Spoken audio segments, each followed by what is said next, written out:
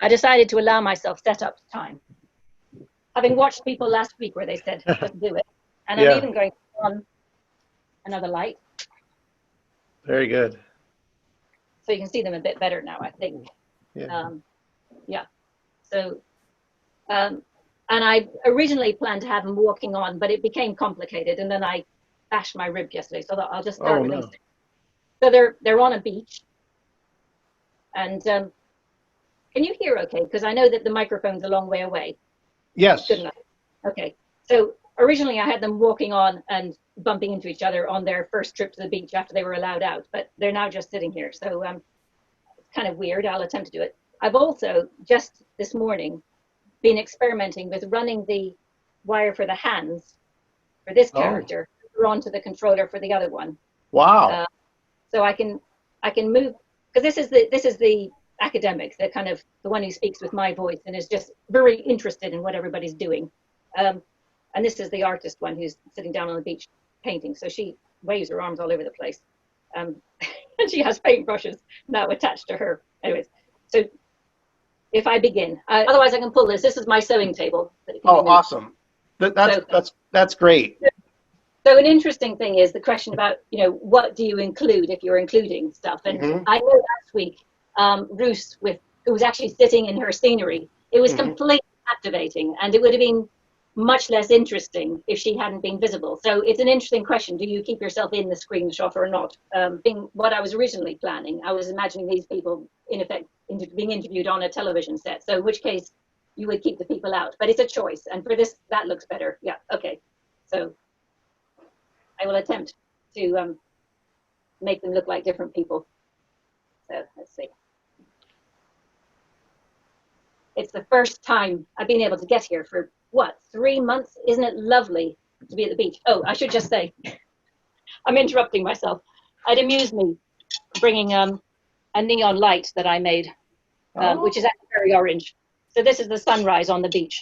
So I've been having fun. Beautiful. Gives a little bit of a rosy glow. It's more when they're closer. So she walks in. We'll pretend she's walking in. Oh, hello, Phyllis. Haven't seen you for absolutely ages. It's my first time down here at the beach since first week in March, I think. How have you been doing? Oh, it's appalling. Normally I come to the beach every morning, and I internalize the fumbling of the wave and the swelling and the crashing and the shingle flying everywhere, and I do my quick sketch, and then I go home and I paint and I do all the kind of repetitions and the failures and the hunting for the thing I'm trying to make. But without that, I've had 3 months like you, without the sea and keeping my momentum going. It's just been extremely difficult, extremely.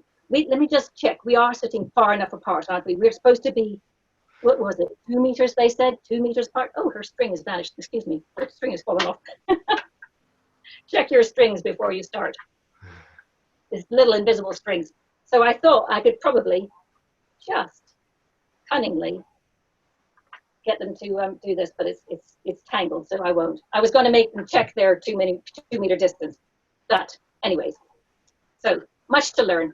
So this lady, I've been coming here every day before I go to paint in my studio. And I know I'm lucky to have my painting studio, but it has been very, lower my voice, slower, repeat, very, very tedious. And I have to just put up with what's inside my own head. And what's inside my own head is really not very interesting. I expect your head's much more interesting than mine.